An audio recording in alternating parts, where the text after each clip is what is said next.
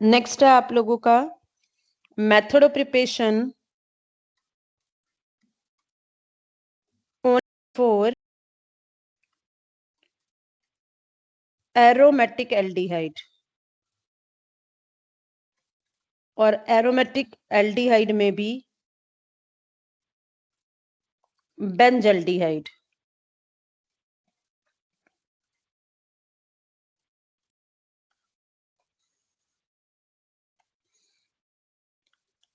जो ऊपर आपने स्टीफन और रोजेनमुंड रिडक्शन की बात की है, बाय चांस उसमें मैंने दोनों एलिफेटिक एग्जांपल दिए हैं। ऐसा नहीं है कि इसमें एरोमेटिक नहीं बन सकते। एरोमेटिक में भी अगर आप साइनाइड लेके डाइबाल और वाटर या स्टीफन रिडक्शन कराएंगे तो इसमें भी CN CHO में कन्वर्ट हो जाएगा। और इवन रोजेनमुंड रिडक्शन में भी अगर आप aromatic acid chloride benzoyl chloride लेंगे और उसमें PD के साथ कैटालिटिक पॉइजन डाल देंगे BaSO4 प्लस सल्फर, तो यहां पर भी एसिड क्लोराइड से एल्डिहाइड बन जाएगा। यह मैंने लिखा है ओनली फॉर एल्डिहाइड। ये एलिफेटिक के लिए भी है और एरोमेटिक के लिए भी है, लेकिन अब जो ले रहे हैं वो स्पेसिफिक फॉर एरोमेटिक है। अब उसमें फर्स्ट है by the side chain halogenation by the side chain halogenation of toluene। अगर आपने फर्स्ट चैप्टर यूनिट टेस्ट के लिए रेडी कर लिया हो तो आपको ये रिएक्शन आनी चाहिए। बताओ, टोलुइन लिया, Cl2 लुईस एसिड की प्रेजेंस में क्या बनाएगा? What would happen when toluene react with Cl of Lewis acid?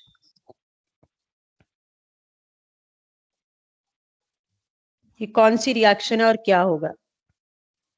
इस मिक्सचर से आपको समझ आ जाना चाहिए अगर आप ऑर्गेनिक को पढ़ रहे हो कंटिन्यूसली। Nuclear halogenation.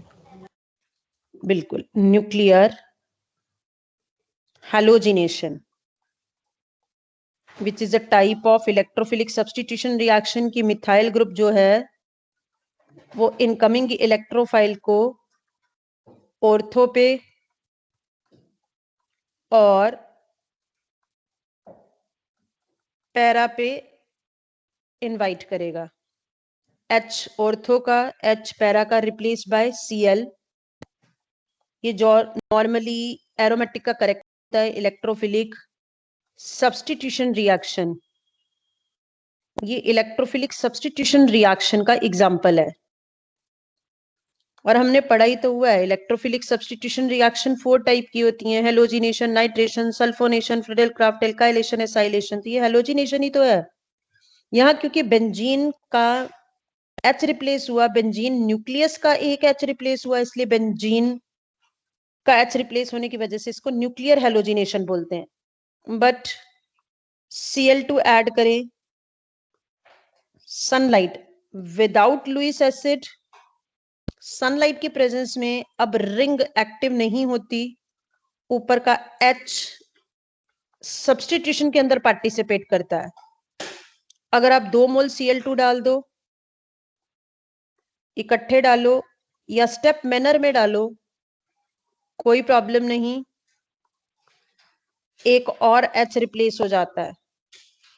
ये प्रोसेस बिल्कुल उस तरह का है कि कोई आपको ये बोले कि मीथेन में आपने Cl2 सनलाइट की प्रेजेंस में ऐड किया, तो आप बोलते हैं कि सब्स्टिट्यूशन हो जाएगा। अगर आपको बोला जाए कि Cl2 का एक्सेस ले लिया, तो एक्सेस में क्या था? एक रिप्लेस हो सकता है, 2 रिप्लेस हो सकते हैं, 3 रिप्लेस हो सकते हैं और चारों होते हैं कि Cl2 का आपने कितना मोल लिया है, उसी तरह से एक रिप्लेस हुआ, Cl2 और अवेलेबल कराया तो 2 Cl रिप्लेस हो गए। इवन आप और डाल के तीनों भी रिप्लेस करवा सकते हो, लेकिन यहाँ 2 मोल क्लोरीन डाल के हाइड्रोजन को रिप्लेस किया गया है। तो जैसे यहां से हाइड्रोजन रिप्लेस हुआ, मुझे इन बनने वाले प्रोडक्ट के नाम बता दो, क्योंकि ऊपर की चेन जो है वो हेलोजिनेशन में पार्टिसिपेट कर रही है, इसलिए यही दोनों में डिफरेंस है कि जब आप लुईस एसिड डालते हो तो बेंजीन न्यूक्लियस एक्टिव होता है और सनलाइट की प्रेजेंस में साइड चेन एक्टिव होती है। ये दोनों में डिफरेंस बहुत ध्यान से नोटिस करना। इस सिर्फ कैटालिस्ट और सनलाइट की प्रेजेंस, ऊपर विदाउट सनलाइट विद कैटालिस्ट, नीचे विदाउट कैटालिस्ट विद सनलाइट, दोनों से ही पूरा कॉन्सेप्ट चेंज हो रहा है।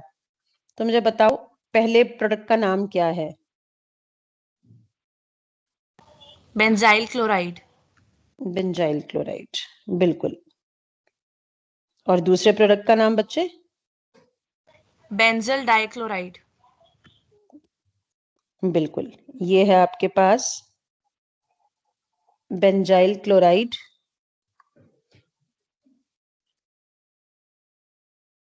है बेंजल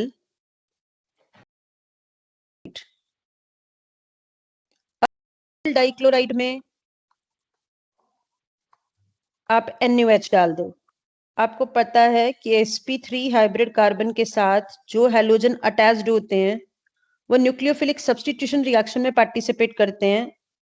पहले वाले चैप्टर में आप पढ़ चुके हो कि हेलो एल्केन में अगर एक्वस NaOH KOH डाल दो तो Cl रिप्लेस बाय OH। तो उसी कॉन्सेप्ट को आप यहाँ पे ले रहे हो कि अगर आप इसमें OH डाल दो तो both of the Cl replace by OH। क्या जो ये प्रोडक्ट बना एक कार्बन पे 2 OH स्टेबल है? क्या ये प्रोडक्ट स्टेबल है? No, ma'am. No ma'am. एक कार्बन पे 2 हाईली अनस्टेबल, और हमेशा स्टेबल होने के लिए एक कार्बन पे 2 OH है तो वाटर का लॉस होके कार्बोनिल कंपाउंड बनते हैं, और यहाँ कार्बोनिल कंपाउंड में क्या बन जाएगा? एल्डिहाइड। ये बन गया आपका बेंज एल्डिहाइड। तो ऊपर वाला तो जो न्यूक्लियर हेलोजिनेशन है, सिर्फ रिवाइज करने के पर्पज से आपको जो रिएक्शन दिखानी है वो नीचे वाली दिखानी है, जिसमें आप सनलाइट की प्रेजेंस में पहले बेंजाइल क्लोराइड, फिर बेंजल डाइक्लोराइड, फिर हाइड्रोलिसिस और अनस्टेबल प्रोडक्ट से बेंजल्डिहाइड का फॉर्मेशन। ये है by the side chain halogenation of toluene. तो ध्यान रखना, without catalyst in the presence of sunlight. और अगर हो सके तो आप यहाँ अगर इसका टेम्परेचर लर्न कर पाए, 373 केल्विन पे ये NaOH से हाइड्रोलाइज्ड होता है। Second method of preparation only for aldehyde चल रहा है, और specially benzaldehyde. Again name reaction important, Gattermann Koch aldehyde synthesis.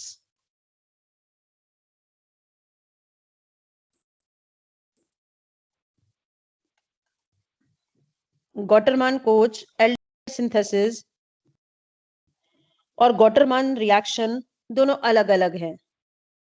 ये गॉटरमान कोच एल्डिहाइड सिंथेसिस है। गॉटरमान एंड कोच ये दो अलग अलग साइंटिस्ट हैं। इन्होंने यूज किया कार्बन मोनोऑक्साइड और HCl का मिक्सचर। एक्चुअल में ये रिएक्शन फ्रिडल क्राफ्ट रिएक्शन जैसी है। फ्रिडल क्राफ्ट रिएक्शन में एल्काइलेशन और फ्रिडल क्राफ्ट एसाइलेशन आपने पढ़ा हुआ है।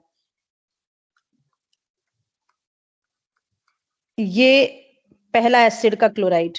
आप जो फ्रिडल क्राफ्ट रिएक्शन पढ़ते हो, स्पेशली फ्रिडल क्राफ्ट एसाइलेशन, उस फ्रिडल क्राफ्ट एसाइलेशन में आपने हमेशा एसिड का क्लोराइड AlCl3 की प्रेजेंस में यूज किया है। One of the H replace by acyl group, तो आप उसको फ्रिडल क्राफ्ट एसाइलेशन का नेम देते आ रहे हो। है ये फ्रिडल क्राफ्ट एसाइलेशन? यस और नो? फ्रिडल क्राफ्ट एसाइलेशन और एसिटाइलेशन है ना? हाँ गौरी, ये फ्रिडल क्राफ्ट एसाइलेशन है या नहीं?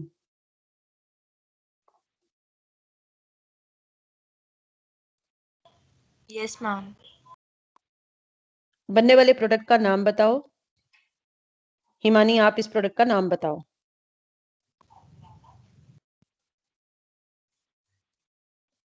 एसिटोफिनोन। बिल्कुल, वेरी गुड, एसिटोफिनोन। और मैंने इसका स्पेशली IUPAC नेम का भी वीडियो में आपको एक्सप्लेनेशन दिया है कि रिंग को फिनाइल बोल देते हैं और ऊपर वाले कार्बन के बेस पे एल्केनोन वर्ड यूज करते हैं, तो 2 कार्बन की वजह से फिनाइल इथेनोन हो जाएगा। ओन मतलब कीटोन। अब यहां पर आपने फ्रिडल क्राफ्ट रिएक्शन में हमेशा इथेनॉल क्लोराइड को यूज किया, मीथेनॉल क्लोराइड को यूज नहीं किया। तो अगर इथेनॉल क्लोराइड, जिसका कॉमन नेम फॉर्माइल क्लोराइड है, अगर उसको यूज करते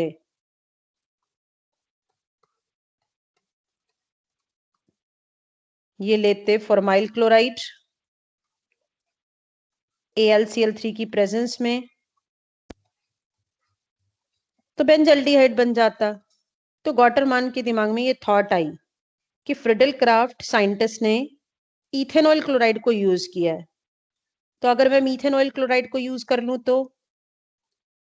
तो ये ऑब्जर्व किया गया कि एक्चुअल में जो मीथेनॉल क्लोराइड है वो अनस्टेबल है। Stable first acid chloride ethanol chloride होता है। ये इमीडिएट डीकंपोज्ड होके कार्बन मोनोऑक्साइड और HCl बना लेता है। तो गॉटरमान ने यूज ही कर लिया बेंजीन के अंदर कार्बन मोनोऑक्साइड गैस और HCl गैस को, इसने बेंजीन में से इस मिक्सचर को पास करवाया और कैटालिस्ट के फॉर्म में AlCl3 के साथ उसने CuCl, और इन दोनों का मिक्सचर इन सिटू क्या कर रहा है, HCOCl। क्योंकि काफी बार आपको बताती हूँ जो चीज अनस्टेबल होती है उसको ड्यूरिंग रिएक्शन बना के यूज किया जा सकता है, स्टोर करके नहीं रख सकते। तो कार्बन मोनोऑक्साइड और HCl को गॉटरमान और कोच साइंटिस्ट ने बेंजीन लिक्विड में से पास करवाया in the presence of AlCl3 and CuCl और बन गया बेंजल्डिहाइड, बेंजल्डिहाइड प्लस HCl। क्योंकि इन दोनों के मिक्सचर से जो HCOCl बना, ये Cl और रिंग का H साइड प्रोडक्ट HCl, और बचा क्या, एल्डिहाइड। तो ये रिएक्शन है गॉटरमान कोच एल्डिहाइड सिंथेसिस। इसमें आपको सारा ये बताना है कि formyl chloride, which is the first member of acid chloride family, is highly unstable, immediate decompose to give carbon monoxide and HCl. So Gotterman coach suggests the use of CO and HCl because CO and HCl mixture can produce formoyl chloride in situ. तो इन Situ use करके produce करके consume करवा लेंगे, लेकिन catalyst Friedel Crafts reaction से एक उसने differ कर दिया, एनहाइड्रस AlCl3 के साथ कॉपर क्लोराइड ले लिया। तो ये डिफरेंस है दोनों के अंदर। अगर फ्रिडल क्राफ्ट एसाइलेशन और गॉटरमान कोच रिएक्शन को अगर कंपेयर करना हो तो कंपेयर किया जा सकता है क्योंकि दोनों का कॉन्सेप्ट बिल्कुल सेम है। इसने एसिड क्लोराइड का पहला member formyl chloride in Situ produce किया है और इसने सेकंड मेंबर यूज किया है। इसने AlCl3 यूज किया। इसने AlCl3 के साथ रिएक्टिविटी को बढ़ाने के लिए कॉपर का, सॉरी मैंने यहाँ सेकंड कर दिया, कॉपर का फर्स्ट क्लोराइड, कॉपर की ऑक्सीडेशन स्टेट जिसमें फर्स्ट थी, तो ये बेंजल्डिहाइड और बनाया एसिटोफिन। प्रिपरेशन भी हो गया।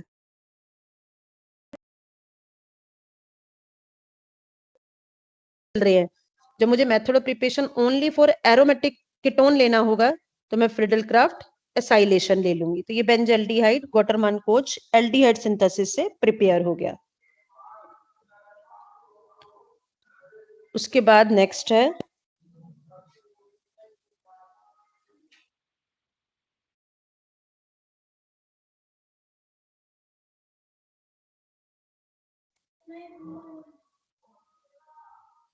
हाँ जी, पहला हो गया ओनली फॉर एल्डिहाइड में साइड चेन हेलोजिनेशन। दूसरा हो गया Gattermann Koch synthesis. Now third, by the oxidation of toluene।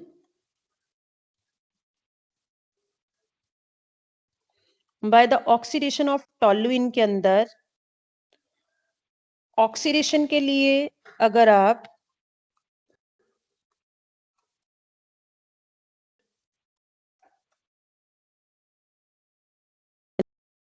Common oxidising agent को यूज करो, these are very strong oxidising agent. अब इनको यूज करने से क्या प्रॉब्लम्स आ रही हैं? इनकी स्ट्रॉन्ग ऑक्सीडाइजिंग प्रॉपर्टी की वजह से आप लोगों को याद हो तो अल्कोहल में भी प्रॉब्लम फेस करी थी कि उनमें KMnO4 डाल रहे थे तो पहले एल्डिहाइड बन तो रहा था लेकिन वो एल्डिहाइड आगे ऑक्सीडाइज्ड होता हुआ फाइनली एसिड में कन्वर्ट हो गया और बीच में रिएक्शन नहीं हुई। तो स्टॉप करने के लिए तुमने PCC जैसे वीक ऑक्सीडाइजिंग एजेंट की हेल्प लेनी शुरू करी। ऑल्दो अल्कोहल से आप एल्डिहाइड बना सकते हो KMnO4 से, लेकिन उसमें अवेयर रहना पड़ता है कि जैसे ही एल्डिहाइड बने आप उसको कंटेनर में से सेपरेट कर दो और उसको एसिड में कन्वर्ट नहीं होने दो, बट अवेयर रहना पड़ता है। इसलिए इजी मेथड यही है कि PCC डाल दो, रिएक्शन बीच में अपने आप स्टॉप हो जाए। तो यहां पर भी यही प्रॉब्लम आ रही है कि जब आप इसमें KMnO4 जैसे ऑक्सीडाइजिंग एजेंट डाल रहे हो जो कि स्ट्रॉन्ग है, तो वो H को रिप्लेस करके O को ऐड करके बेंजल्डिहाइड तो बना रहे हैं, लेकिन रिएक्शन स्टॉप ही नहीं हो रही है और आगे KMnO4 इस बेंजल्डिहाइड का ऑक्सीडेशन करके उसको कन्वर्ट कर देता है बेंजोइक एसिड में। तो रिएक्शन बीच में किसी तरह से स्टॉप नहीं हो पा रही। So we required a weak oxidising agent जो टोलुइन से क्या बना पाए, बेंज एल्डिहाइड बना पाए। तो उसके लिए हमें वीक ऑक्सीडाइजिंग एजेंट रिक्वायर्ड है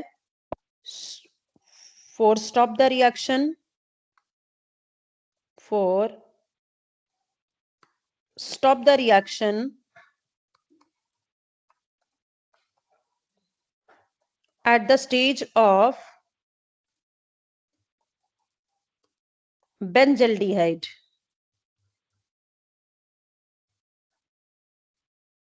हमारे पास पहला है इटार्ड रिएक्शन जिसमें हम यूज करेंगे weak oxidising agent chromyl chloride.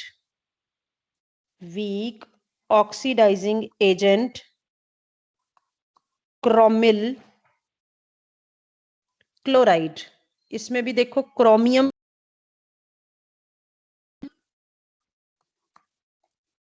Complex use हो रहा है। क्रोमिल क्लोराइड फॉर्मूला होता है क्लोराइड का Cr2Cl।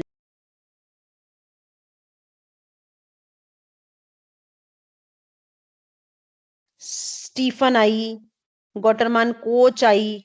अब ये Etard reaction and second weak oxidising agent CrO3 and acetic anhydride.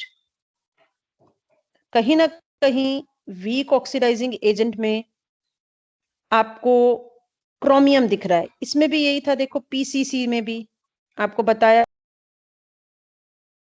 Mixture है CrO3 HCl और पिरिडिन का। तो इसमें भी ये क्रोमियम का ही कॉम्प्लेक्स है पीसीसी। और यहां पर भी आप इटार्ड में और दूसरी जो रिएक्शन यूज कर रहे हो दोनों में ही ये क्रोमियम का ही कॉम्प्लेक्स यूज हो रहा है। इसका कोई मिक्सचर का स्पेसिफिक नेम नहीं है।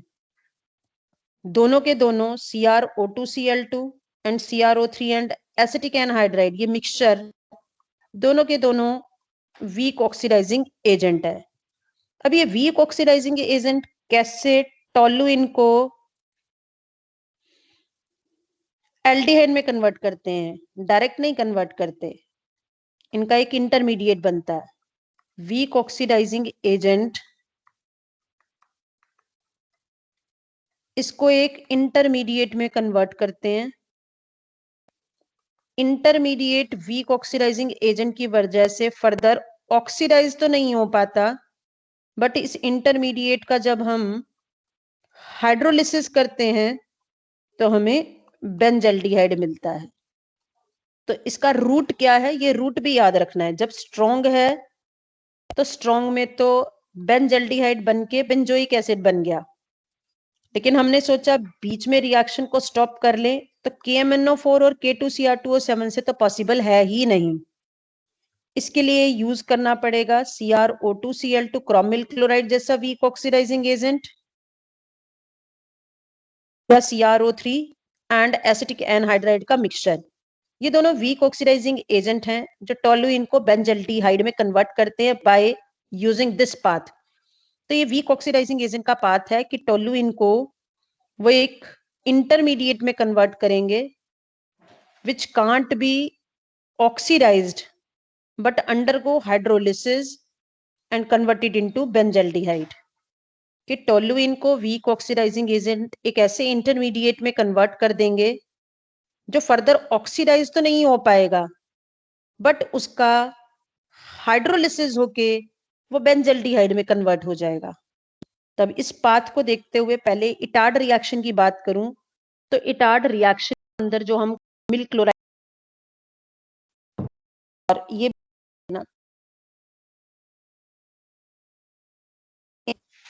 CS2 सॉल्वेंट, इटार्ड ने स्पेसिफिकली इस सॉल्वेंट को यूज किया है।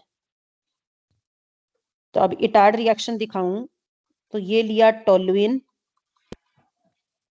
प्लस CrO2Cl2 एरो पे CS2 सॉल्वेंट, और जो प्रोडक्ट बन रहा है मतलब जो इंटरमीडिएट बन रहा है वो इंटरमीडिएट बना है 2 H रिप्लेस हो गए पहले, OCrO जो रिप्लेस हुआ H था Cl2, OCrO HCl2। देख सकते हैं 2 क्रोमिल क्लोराइड एक्चुअल में टोलुइन के अंदर आके ऐड हुए हैं, CrO2Cl2, और साथ में टोलुइन के H भी पड़े हैं। पहले स्टेप का जो इंटरमीडिएट बन रहा है इसको आपको अच्छे से रटना पड़ेगा, जिसमें टोलुइन में आके 2 क्रोमिल क्लोराइड मॉलिक्यूल ऐड हुए हैं। इसको बोला जाता है क्रोमियम कॉम्प्लेक्स। ये एक इंटरमीडिएट है जो आगे ऑक्सीडाइज तो नहीं हो पा रहा, लेकिन अगर हम इसका हाइड्रोलिसिस करते हैं तो हाइड्रोलिसिस से ये इस तरह से ब्रेक होता है। ये देखें, यहां से बॉन्ड ब्रेक, यहां से बॉन्ड ब्रेक, 2 बॉन्ड ब्रेक होंगे, 2 सिंगल और एक पाई बॉन्ड बन जाएगा और उस पे आके एक O ऐड हो जाएगा वाटर का। क्रोमिल क्लोराइड वापस फ्री CrO2Cl2, बाकी बचे हुए हाइड्रोजन H2 गैस फेज में रिलीज हो जाएंगे।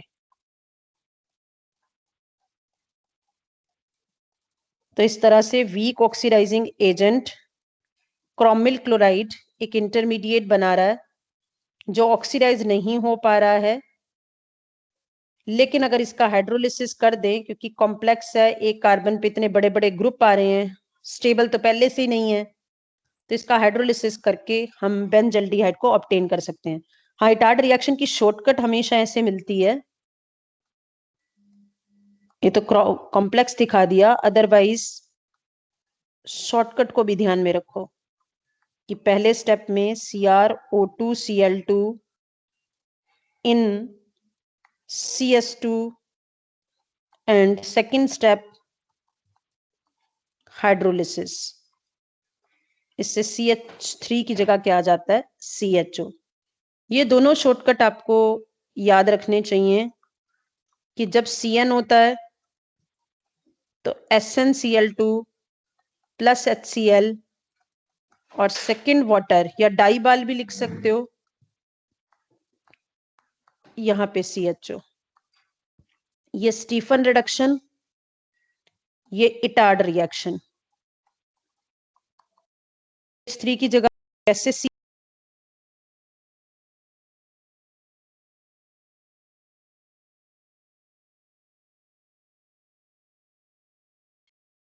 के अंदर कुछ सिलेक्टेड रिएक्शंस होती हैं, उन सिलेक्टेड रिएक्शंस को टिप्स पे आपको रखना है, और उनमें ये इटार्ड रिएक्शन, स्टीफन रिएक्शन या हॉफमान ब्रोमेमाइड रिएक्शन जो अमीन चैप्टर में पढ़ी थी, जिससे डिसेंडिंग होती है, कार्बन कम होता है, और हेलो एल्केन की रिएक्शन KCN से जिससे असेंडिंग होता है, ग्रिग्नार्ड रिएजेंट का यूज, कुछ सिलेक्टेड सी रिएक्शन है। जब हम क्वेश्चंस करेंगे तो आप यूज टू हो जाओगे उन रिएक्शन के भी। तो बाकी का आप कल करते हैं, इतनी कॉन्सेप्ट को आज आप कॉपी पे नोट करो। कोई स्लाइड पर्टिकुलर देखनी है तो बता दो।